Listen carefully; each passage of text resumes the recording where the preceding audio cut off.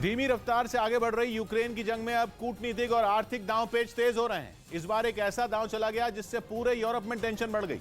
कहा जा रहा है कि यह यूक्रेन के राष्ट्रपति जेलेंस्की की चाल हो सकती है, जिसकी वजह से यूरोप से यूक्रेन के रिश्तों में खटास आ सकती है, क्योंकि इस बार का वार यूरोप की दुखती रग पर हुआ है। नेचुरल गैस की सप्लाई रोके जाने की खबर है, वो भी रूस में नहीं बल्कि यूक्रेन में। सप्लाई रोके जाने की जानकारी यूक्रेन की तरफ से दी गई। यूक्रेन ने गैस की सप्लाई रुकने के पीछे रूस को वजह बताया, लेकिन यूरोप में हाहाकार मच गया। यूरोप तक पहुंचने वाली रूस की नेचुरल गैस का एक बहुत बड़ा हिस्सा यूक्रेन से होकर गुजरता रहा है। जंग शुरू होने के बाद भी रूस की गैस यूक्रेन होकर ही यूरोप पहुंचती रही। हमेशा आशंका जताई जाती रही कि रूस यूक्रेन की तरफ जाने वाली गैस की सप्लाई बंद कर देगा, लेकिन ऐसा अब तक कभी नहीं हुआ था। यूक्रेन में एक नहीं बल्कि कई पाइपलाइन हैं, जिनके जरिए रूस की गैस यूरोप पहुंचती है, लेकिन इस बार जिस पाइपलाइन को बंद किया गया वो सबसे बड़ी है। और सबसे अहम बात यह कि इस पाइपलाइन की शुरुआत पूर्वी यूक्रेन से होती है।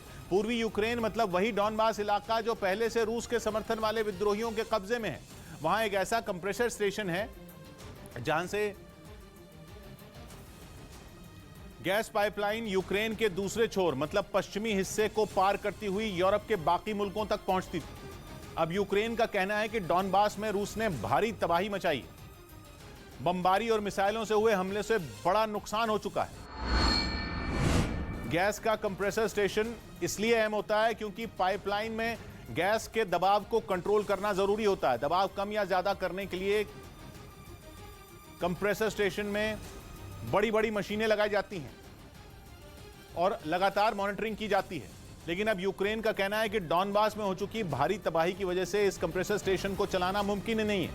यूक्रेन से होते हुए जो गैस यूरोप में पहुंचती है उसका 1/3 हिस्सा इसी पाइपलाइन से जाता था, लेकिन यूक्रेन के एक फैसले से ये गैस यूरोप पहुंचनी बंद हो गई। यूरोप में हाहाकार मचने में देर नहीं लगी। एक ही दिन में यूरोप में नेचुरल गैस 6% से ज्यादा महंगी हो गई। इसके आगे कीमत और भी ज्यादा बढ़ सकती है, लेकिन खतरा केवल कीमत बढ़ने का नहीं बल्कि कुछ और है। खतरा यह है कि अभी तो महंगे दामों पर भी यूरोप के लोग नेचुरल गैस खरीद लेंगे, लेकिन यूरोप का रिजर्व स्टॉक अभी से खत्म हो गया तो सर्दियों में क्या होगा?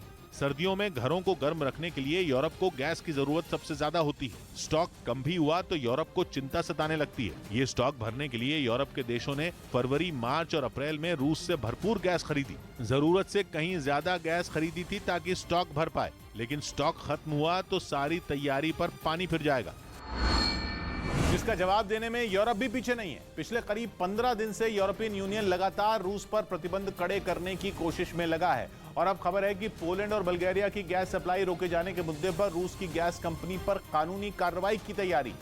रूस ने मई की शुरुआत में ही पोलैंड और बल्गेरिया तक गैस पहुंचानी बंद कर दी थी। इन दोनों देशों ने रूस की रूबल में पेमेंट वाली शर्त मानने से इनकार किया था। इसके अलावा फिनलैंड की गैस कंपनी ने रूस में अपना सारा कारोबार समेटने का ऐलान कर दिया। नेटो की सदस्यता के मुद्दे पर रूस और फिनलैंड के बीच पिछले कुछ महीनों से तलवारें खिंची। हालांकि यूक्रेन में जंग शुरू होते ही फिनलैंड की गैस कंपनी ने रूस में अपना कारोबार रोक दिया था, लेकिन उस वक्त कारोबार कुछ वक्त के लिए रोका गया था। अब कारोबार पूरी तरह समेटने का ऐलान कर दिया गया, जो एक संकेत है कि फिनलैंड रूस के आगे झुकने वाला नहीं है। दूसरी तरफ रूस पर इन प्रतिबंधों का कोई असर नहीं दिख रहा, बल्कि ऐसा लग रहा है कि रूस तो यूरोप की परेशानियां बढ़ाने के लिए एक नए प्लान पर काम शुरू कर चुका है।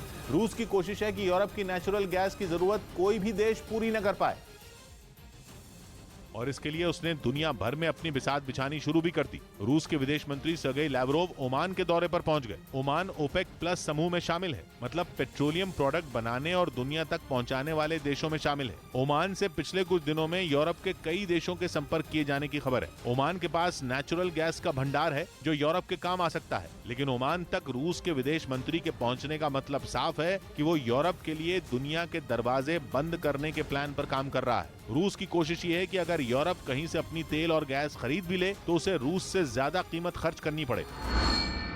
दूसरी तरफ रूस के जाल में फंसा यूरोप इसलिए भी मुसीबत है क्योंकि यूक्रेन की जंग के मुद्दे पर यूरोप ही बटा हुआ दिख रहा है। एक हफ्ते से भी ज्यादा वक्त से यूरोपियन यूनियन एक प्रस्ताव पास कराने की कोशिश में लगी है। प्रस्ताव है रूस के तेल और गैस पर पूरी तरह से बैन का, लेकिन लाख कोशिश के बावजूद यूरोपियन यूनियन इस प्रस्ताव को पास करवाने में नाकाम ही रही। जो देश खुलकर इस प्रस्ताव के विरोध में अड़े हैं उनमें सबसे बड़ा नाम है हंगरी का। हंगरी ने तो साफ कह दिया है कि वो रूस की गैस पर बैन के पूरी तरह खिलाफ है। हंगरी को मनाने की कोशिश पहले से चल रही थी। इस बीच हंगरी की तरफ से एक और बयान आ गया। बयान भी ऐसा जिसने पूरी दुनिया को चौंका दिया। हंगरी ने पेशकश की है कि वो यूक्रेन और रूस के बीच बातचीत करवा सकता है। दोनों देशों में जंग खत्म कराने के लिए बातचीत की पेशकश की गई। सबसे अहम बात यह कि हंगरी ने भरोसा दिया है कि ऐसी बातचीत में रूस भी शामिल होगा, जिसका सीधा मतलब यह है कि हंगरी के नेता पहले से पुतिन के संपर्क में हैं। यानी यूरोपियन यूनियन में दरार केवल आर्थिक नाकामी की वजह से नहीं पड़ी, बल्कि ये भी पुतिन के एक बड़े गेम प्लान का हिस्सा हो सकता है। हालांकि हंगरी के रवैये की एक बड़ी वजह भी सामने आई। खबर है कि हंगरी के रिश्ते पिछले करीब एक दशक से रूस के साथ बेहद करीबी के रहे, जिसकी बड़ी वजह यह है कि हंगरी को गैस की बिक्री से जुड़ी डील में रूस खास रियायतें देता रहा है। दावा यह है कि 2015 में हंगरी और रूस के बीच गैस से जुड़ी जो डील हुई थी, उसमें हंगरी को 25% का डिस्काउंट दिया गया था। ये वो वक्त था जब क्राइमिया पर कब्जे की वजह से यूरोप में रूस के खिलाफ गुस्सा पनप रहा था। लेकिन उस गुस्से का इस्तेमाल हंगरी ने इस तरह के मोल भाव के लिए किया था। जितने भी देश रूस के साथ गैस की डील करते हैं, उन्हें एक शर्त दी जाती, टेक और पे। इसका मतलब ये होता है कि अगर किसी महीने में गैस का कोई इंपोर्ट नहीं भी होता है तो भी कुछ रकम देनी ही होगी। लेकिन इस शर्त से भी हंगरी को छूट दे दी गई थी। अब भी शायद हंगरी की नजर अपनी जेब पर है। अगर रूस के अलावा कहीं और से गैस लेनी पड़ी तो वो कहीं ज्यादा महंगी पड़ेगी। और रूस के इसी गेम प्लान में पूरा यूरोप फंसता हुआ दिख रहा है, क्योंकि अब पूरी दुनिया इस बात को समझने लगी है कि रूस को जंग खत्म करने की कोई जल्दी नहीं है, बल्कि रूस तो यूरोप और अमेरिका के सब्र का इम्तिहान ले रहा है।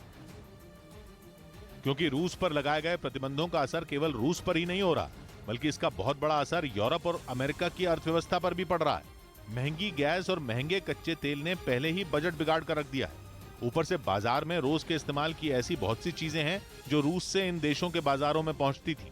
शुरुआती महीनों में तो बाजार पर ज्यादा असर नहीं हुआ, लेकिन जैसे जैसे जंग आगे बढ़ेगी, महंगाई भी बढ़ेगी। इसके अलावा कई अहम चीजों की किल्लत भी हो सकती है। पब्लिक की परेशानी बढ़ते ही सरकारों पर दबाव भी बढ़ेगा। रूस की तरफ से अब न तो परमाणु हमले की बात हो रही है और न ही कीव पर चढ़ाई की। सब कुछ इतना धीमा चल रहा है जैसे उसे किसी बात की कोई जल्दी ही न हो, जैसे वो जंग खत्म करने के बारे में सोच ही न रहा हो।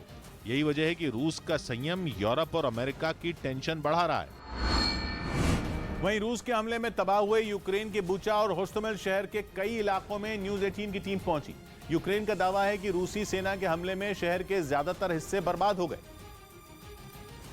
और होस्टोमेल शहर से जो तस्वीरें सामने आई, उनमें तबाही का मंजर दिखाई दिया। बमबारी के बाद कई इमारतें बर्बाद नजर आईं। बताया गया कि एक महीने पहले यहां रूस और यूक्रेन की फौज के बीच हुई भीषण जंग में शहर